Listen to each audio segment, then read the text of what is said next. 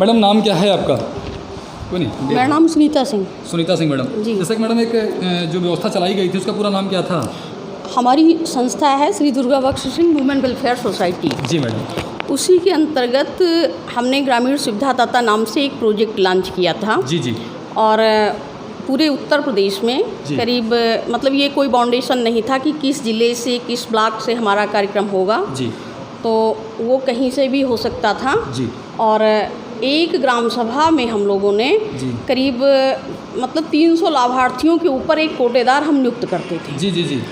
क्योंकि हमारा जो एक सिस्टम था जी। तो उसमें हमारी एक मानसिकता थी कि जो हमारे गांव से लोग पलायन करते हैं शहरों के लिए, जी जी, तो एक रोज़गार के लिए जाते हैं अपने घर परिवार से दूर होकर के। जी जी। वो जाते हैं, फिर कभी जिंदा वापस आ पाते हैं, कभी नहीं आ पाते हैं। समस्या कभी कभी ऐसा होता है कि उनके पेरेंट्स एक्सपायर हो गए, वो नहीं आ पाए। जी जी। मेरे साथ बचपन में ऐसी घटना घटी थी। हम दिल्ली में थे और मेरे पापा एक्सपायर हुए, तो उस समय मोबाइल का सिस्टम थोड़ा कम था, 95 की बात है। जी जी। और हम अपने पापा की डेथ बॉडी भी नहीं देख पाए थे। तो ये बात मेरे मन में थी कि हम कुछ ऐसा कार्य करेंगे कि जिससे लोगों को थोड़े पैसों के लिए बाहर ना जाना पड़े, यहीं हो जाए उनको। यहीं पर हो जाए। जी जी। तो इसके लिए ना हमने भारत सरकार से ना राज्य सरकार से किसी से ग्रांट नहीं मांगी। जी जी। कुछ लोगों ने अफवाह भी फैलाया कि सरकारी कोटा है, बट ऐसा कुछ नहीं था। हमारे पेपर में कहीं भी सरकारी शब्द का नाम नहीं था। जी। हाँ, कुछ व्यक्तिगत लोगों ने उसमें सहायता किया। जैसे हम कोई कार्य जब शुरू करते हैं जी जी। तो उसकी सहायता संस्था के लिए लोग करते हैं। जी। तो उसमें कुछ अपना नाम आने भी देना चाहते हैं, कुछ गुप्त दान भी करते हैं कि जिनसे कोई मतलब नहीं, आप उसका लाभ लोगों को दीजिए। जी जी। तो हमारे यहाँ पर जब शुरुआत में थी तो कुछ सिक्योरिटी राशि, क्योंकि सिक्योरिटी राशि पहले हमने 35,000 जमा कराई थी, रजिस्ट्रेशन फीस 2,500। जी। बाद में जब कोटेदारों की संख्या बढ़ने लगी, लोग एक एक कोटेदार 2-2, 3-3 कोटे लेने लगे। जी जी। तो उन पर दबाव बनाने के लिए हम लोगों ने सिक्योरिटी 50,000 कर दिया। और लास्ट में सिचुएशन ये थी कि 99,000 तक का कोटा हमारा बना। मतलब जब आपने 95,000 कर दिया उसके बाद भी लोगों 2-3 कोटे नहीं, 95,000 में उनका राशन का पैसा प्लस उनकी सिक्योरिटी प्लस उनका रजिस्ट्रेशन फीस टोटल सम्मिलित होता है। जी जी जी। तो जिसके एवज में हम डालमिया की चीनी जी। और आपकी सूर्यमुखी की दाल, जी। एक कोटेदार को 3 कुंतल दाल और 6 कुंतल चीनी जी प्रोवाइड की जाती थी। जी जी। मार्केट से बहुत कम रेट पर। उससे होता क्या था कि जो कोटेदार हमारे थे उनको बहुत अच्छा फील होता था। और जो गांव के हमारे गरीब आदमी होते हैं, क्योंकि आपको पता है कि कुछ सालों से हमारे देश में दलहन की समस्या बहुत विकट आ गई थी। दाल की समस्या, दाल नहीं और बच्चे जो थे वो कुपोषित हो रहे थे। दाल उनको मिल ही नहीं पा रही थी। दाल के नाम पर वो अरहर की शुद्ध दाल तो बड़ी दूर की बात है, उसकी जगह पर वो कई ऐसी दालों का सेवन करते थे जिससे गठिया आदि तमाम प्रकार से रोगों से वो ग्रसित होते थे। समस्या होती। हमारी ये एक सोच थी कि जब हमने कोटे बनाया तो मैंने उनसे कहा कि हमारे साथ में 18 प्रोजेक्ट हैं। आपकी दाल और चीनी प्लस पशु आहार, जैविक खाद, चाय की पत्ती, दैनिक उपयोग की सारी चीज़ें, क्योंकि हम इसको कहीं ना कहीं से परचेज़ करते हैं और पक्का नहीं है कि हमको अच्छी गुणवत्ता का ही चीज़ें प्राप्त होंगी।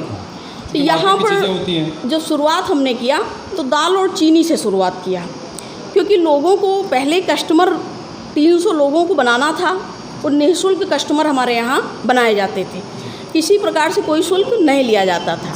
बट कई कोटेदारों ने ऐसा किया कि जब हमारे यहाँ निःशुल्क कार्ड बनता था, निःशुल्क कोटेदारों का जो लाभार्थी थे फॉर्म भरा जाता था, तो उन्होंने 100 रुपये लेना शुरू कर दिया। अच्छा, आपके यहाँ से ऑर्डर नहीं था 100 रुपये लेने का? मेरे यहाँ से एक पैसे का ऑर्डर नहीं, अपने आप से खुद से उन्होंने 100 रुपये अपने आप से खुद ही लेना शुरू कर दिया। जी। क्योंकि किसी कोटेदार का नाम नहीं लेंगे, क्योंकि बाद में उन्होंने माफ़ी मांगी, पैसा भी लोगों को वापस किया। जी। लेकिन एक जगह तो हमको 100 नंबर भी बुलानी पड़ी थी पैसा वापस कराने के लिए। तो उसके कोटेदार ने वापस ही नहीं करा पैसा? नहीं, वापस किया। हाँ। हमारे सामने ही शिकायत आई कि यहाँ आपके यहाँ पैसा जमा हो रहा है। जी जी। तो मैंने वहाँ पर देखा तखत पर लोग रुपया जमा कर रहे हैं, उनका फार्म भरा जा रहा है। तो मैंने 100 नंबर बुलाया, क्योंकि उस जगह पर हम नए थे और पहचानता था नहीं आपको? हैदरगढ़ प्रॉपर होने के बावजूद हमारा यहाँ से आना जाना शुरू से बहुत कम था। जी जी। तो इतनी जानकारी मुझे नहीं थी, तो मैंने 100 नंबर बुलाया और दबाव बनाया कि इनका पैसा वापस करिए। आपको भी सूचित किया मैंने, आप हमारी संस्था में उत्तर प्रदेश कोऑर्डिनेटर पद पर काम किए और आपने बहुत ही अथक परिश्रम से कोटे की शुरुआत की थी। और आपका कैरियर पता ही है कि राजनीति में कितना मायने रखता है। एक राजनीतिक व्यक्ति की पूंजी अगर सबसे बड़ी चीज़ है तो उसका अपना कैरियर, राजनीतिक कैरियर, पब्लिक। तो यहाँ पर जब हमने देखा कि हम निःशुल्क कार्ड बना रहे हैं, लोग 3-3, 4-4 कोटे लेते जा रहे हैं, किसी का राशन नहीं बच रहा है। और शिकायत भी आई कि लाभार्थियों का फ़ोन आया कि इस महीना दाल नहीं बटी, कोई कहता है इस महीना चीनी नहीं आई। तो हमारे यहाँ चूँकि हर महीने सामान दिया जाता था, आप तो दे रहे थे, आज आपको पता दे रहे हैं, और कई जगह से पता भी आता था कि यहाँ लोगों से पैसे लिए गए वहाँ। तो मैंने एक चीज़ सोचा कि लोगों को गुमराह ना होने दिया जाए, मिसयूज़ ना होने दिया जाए। तो मैंने 150 रुपये प्रति लाभार्थी नियुक्त कर दिया। उस पर अपना कार्ड, अपनी और मैडम की फ़ोटो डाल दिया साथ में, उस पर स्पष्ट लिख दिया 150 रुपये शुल्क, सदस्यता शुल्क। वो शुल्क बना करके मैंने रसीद भी काट कर दे दिया। जितने पैसे जमा हुए सबकी रसीदें कोटेदारों को देते गए कि इनकेस कभी अगर कोटा बंद होता है तो उस कंडीशन में लाभार्थियों का पैसा वापस चला जाएगा। हमको कोई बेईमानी नहीं करनी थी उनसे, बट एक दबाव उनके ऊपर ये बनाना था कि अगर 150 रुपये लोगों ने आपको दिए हैं तो वो आपसे राशन लेंगे।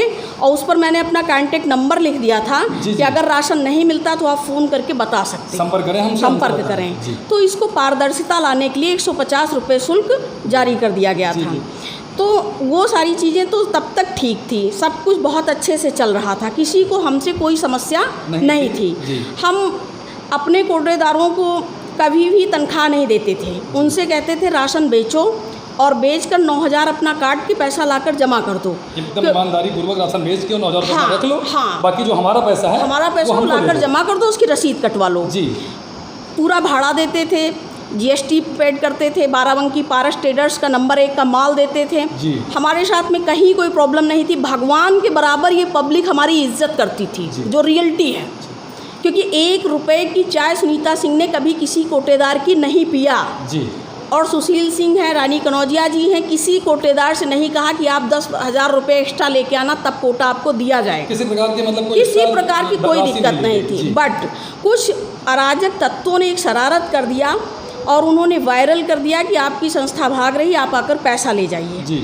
अब रातों रात कोटेदार सब आकर आपको घेर लेते हैं और कहते हैं कि पैसा वापस कराइए मैडम को। इन्होंने मीडिया पूरी साथ में, तो इन्होंने क्या कहा, मुझे फ़ोन किया कि मैडम ये सब ठीक नहीं है और आप आइए पब्लिक को समझाइए।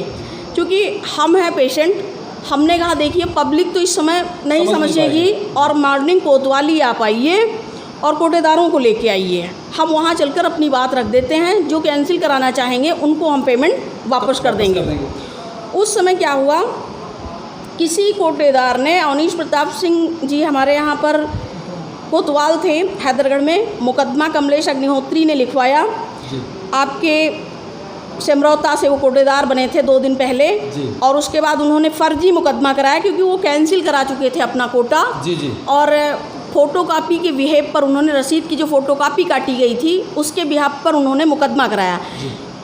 ये त्रिपाठी का नाम क्या बताया, कमलेश त्रिपाठी। कमलेश त्रिपाठी के लड़के, कमलेश अग्निहोत्री के लड़के कोटेदार बने थे।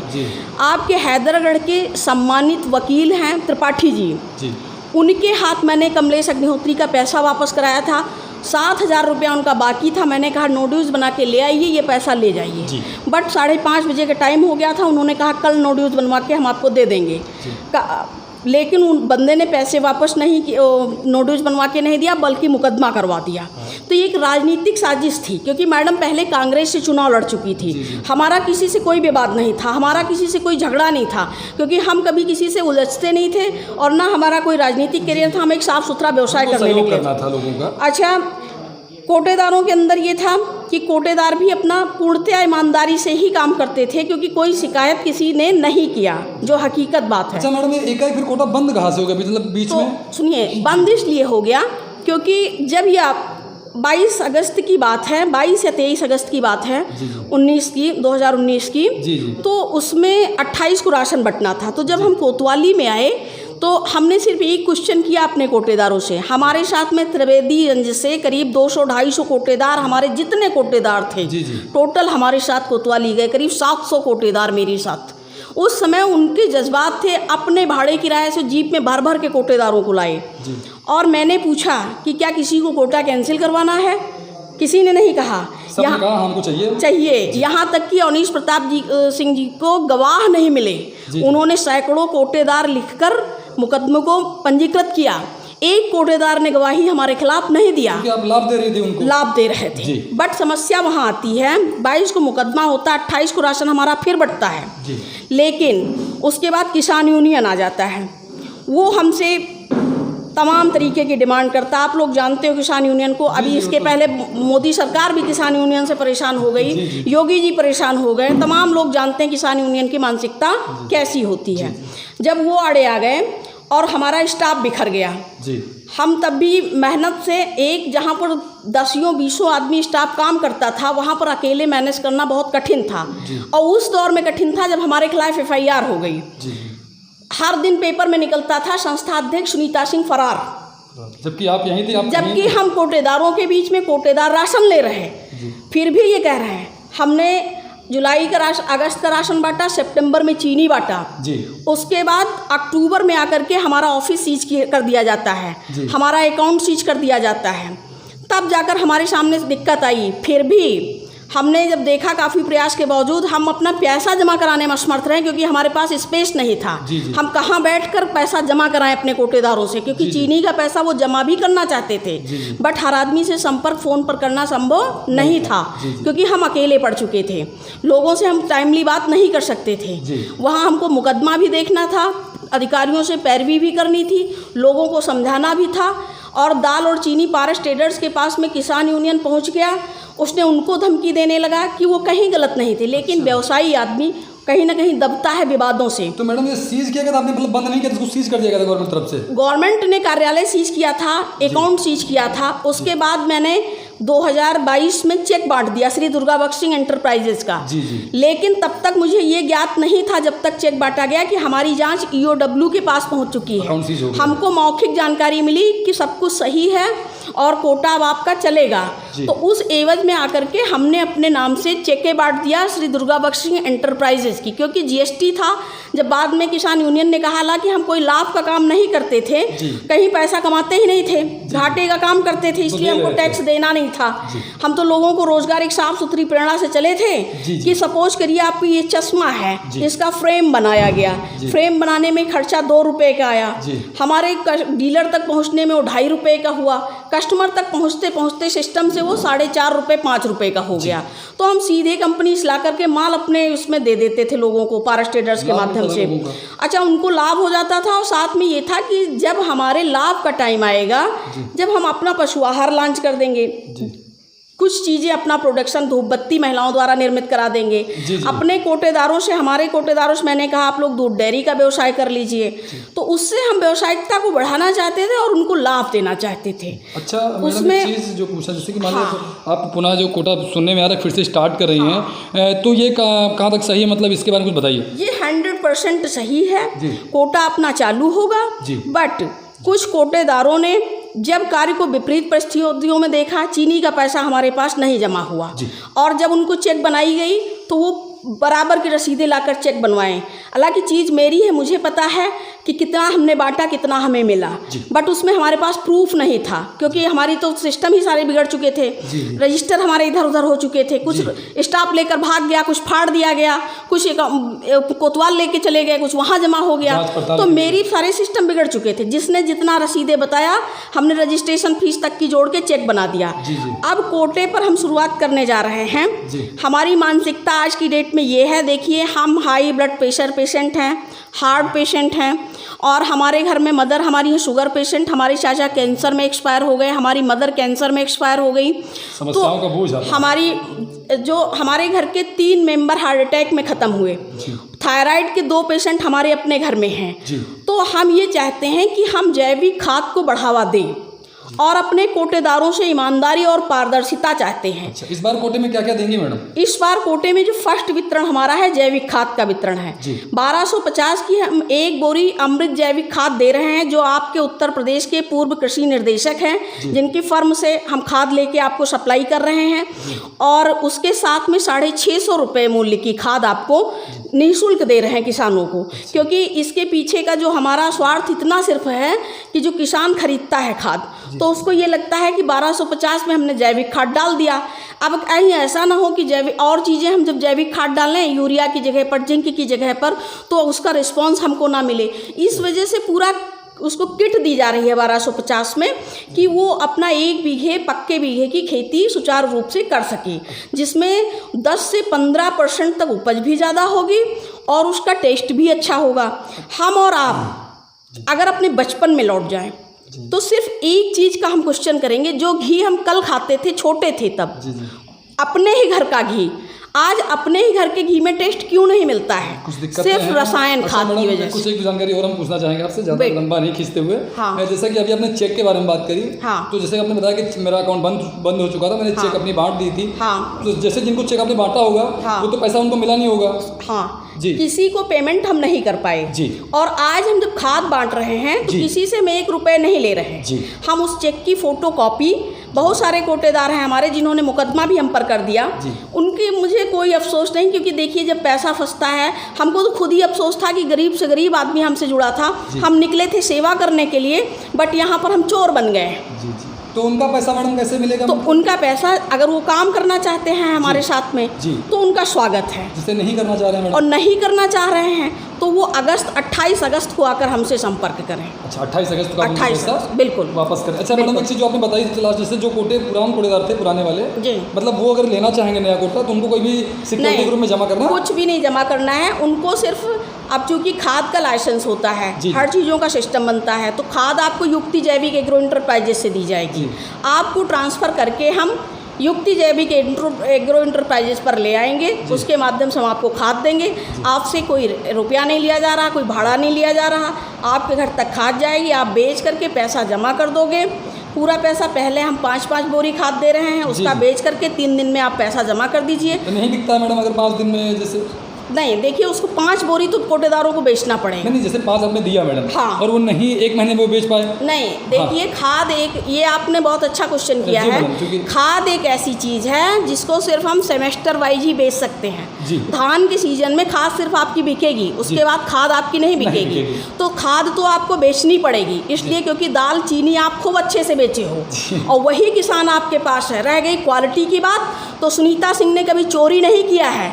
आप मीडिया में हो, 1000 लोगों के सामने हम अपनी बात कह सकते हैं। कई लोगों ने कहा, हमारा कहीं कमेंट्स नहीं था कि हम सूर्यमुखी की दाल बेचेंगे या डालमिया की चीनी देंगे, बट उसकी क्वालिटी के ऊपर मैंने आपको चीज़ें प्रोवाइड कराई थी। हम अगर उस समय जो आज कहते हैं कि अरे बेईमानी करने के लिए जुटे हैं, उनके दिमाग को सिर्फ इतनी बात जानी चाहिए मेरी कि उस समय जब हमारी सामान बिकते थे 300 रुपये मुझे किंगफिशर दाल पर सस्ते मिल रहे थे। 300 रुपये प्रति कुंतल बचत हमारी आती उसी रेट में। डालमिया की जगह पर अगर हम सल्फर युक्त चीनी देते, हमारी चीनी सस्ती जाती। हम 500 से 600 रुपये दाल और चीनी में बचा सकते थे हर महीने एक कोटे पर। हमको कितनी राशि बढ़ती आप खुद सोच जाइए इस चीज़ को, बट हमने कभी बचाया नहीं। तो जैसे हमारी दाल चीनी की क्वालिटी थी, वैसे हमारी खाद की, और हर खाद के जो हमारी जहाँ पर खाद जाएगी, हर उस खेत में युक्ति जैविक एंटरप्राइजेज की तख्ती लगेगी। ये वादा है मेरा कि 10 से 15% तक उसकी उपज जाएगी। और जो भारत सरकार का एक उपक्रम है, हम भारत के नागरिक होते हुए और समाज के हित को ध्यान में रखते हुए पुनः चाहते हैं कि लोगों को रोजगार वापस आए और वो भी समाज के लिए कुछ आगे बढ़कर करें। अच्छा मैडम, उनके लिए कुछ बता दीजिए जो परेशान है काफ़ी, जैसे कुछ ना कुछ लोग परेशानी होंगे, जैसे जो पैसा, तो उनके लिए मतलब 28 को आपने जो बताया सारे चीज़ें आपको, देखिए सबसे पहली बात तो ये आनी चाहिए, आप मीडिया वाले हैं, आप इसको दिखाना चाहते हैं मैडम 28 को पैसा देंगी या नहीं देंगी, आपकी बात तक हम समझते हैं। आपको ये पता होना चाहिए, अगर आप ईमानदार व्यक्ति हैं, 300 लाभार्थी आपके पास थे, आपने दाल चीनी बांटा है, जब आप मुझे दीजिए 125 बोरी की खाद आप क्यों नहीं बेच रहे हैं? बिल्कुल एडवांस में पैसा आपसे नहीं लिया जा रहा कृष्णा है। जी आपको उसी खाद पर, उसी रसीदों पर खाद प्रोवाइड की जा रही है, वही वेतन दिया जा रहा है, और नेक्स्ट मंथ से दालचीनी भी प्रोवाइड की जा रही है। पैसा आपसे कोई लिया नहीं जा रहा पहले। कोई चार्जेस नहीं लिया जा रहा। आप क्यों चोरों की तरीके से भाग रहे हैं? अगर आप परेशान हैं तो हम भी परेशान हैं जी। धोखा आपके साथ हमने नहीं किया है, परिस्थितियों ने किया है। धोखा हम तब आपके साथ करते जब हमारा माल कहीं पकड़ा जाता, हम आपको घटिया क्वालिटी का माल प्रोवाइड करते, या हम आपका वेतन ना देते। हमने गलत कभी कुछ नहीं किया है। आप आगे बढ़कर आइए, समाज के हित में सभी कोटेदारों का स्वागत है। वो पुनः इस कार्यक्रम को आगे बढ़ाएं और अपनी अपनी खाद समय से बिना बहस किए उसी मान सम्मान के साथ लेकर जाएं। बहुत बहुत धन्यवाद। हमारे बीच में थी सुनीता जी, जिन्होंने अपनी बात बताई, कोटेदारों तक पहुंचाने का प्रयास किया उन्होंने।